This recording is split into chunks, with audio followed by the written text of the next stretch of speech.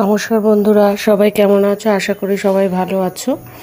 আজকে আমি বানাবো পটলের ভর্তা। সেই মতো আমি ফ্রিজ খুলে দেখলাম মাত্র 5টা পটল আছে, তাই বললাম তাই দিয়েই করি। এই জন্য পটলগুলোকে আমি ডুমডুম করে কেটে নিয়ে ভালো করে ধুয়ে নিলাম।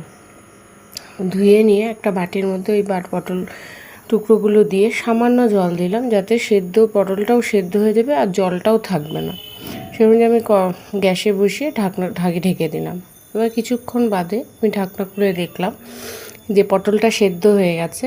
আর দেখো জলটাও সেরকম নেই, আর জলটাও পটলটা টেনে নিয়েছে। এবার আমি একটা প্লেটের মধ্যে নিয়ে ঢেলে দিলাম, ঢেলে ওটাকে ঠান্ডা করতে রেখে দিলাম।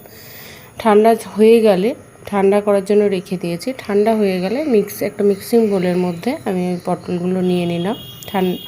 সেদ্ধ করা পটলগুলো দিয়ে ওর মধ্যে 5 কোয়া রসুন আর 2টো লঙ্কা নিয়েছি। সে যেরকম ঝাল খায়, ঝাল যদি বেশি খায় তাহলে বেশিও লঙ্কা নিতে পারে।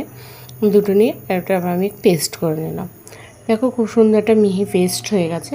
এবার একটা কড়াইয়ের মধ্যে আমি সামান্য তেল দিয়ে তেলটা গরম হয়ে যাওয়ার পর ওর মধ্যে আমি কালো জিরে ফোড়ন দিয়েছি। ফোড়ন দেওয়ার পরে একটা পেঁয়াজকে কুচি দিয়েছি। এবার ওটাকে ভালো করে নাড়াতে হবে। পেঁয়াজটা একটু ব্রাউন কালার হলে, ভাজা ভাজা হলে, তার মধ্যে আমি ওই পটলের পেস্টটা আমি করেছি ওটা দিয়ে দেবো। এবার ওটা দেওয়ার পরে তারপরে এটা ভালো করে নাড়াবো।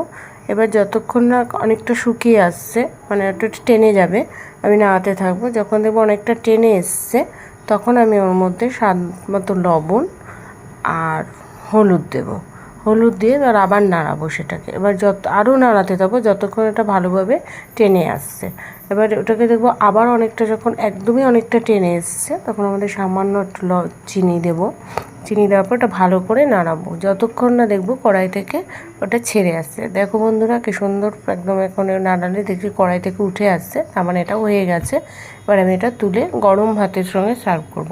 অসাধারণ লাগে এটা খেতে গরম ভাতের সঙ্গে পটল ভর্তা। কেমন লাগলো রেসিপিটা অবশ্যই জানাবে। ধন্যবাদ।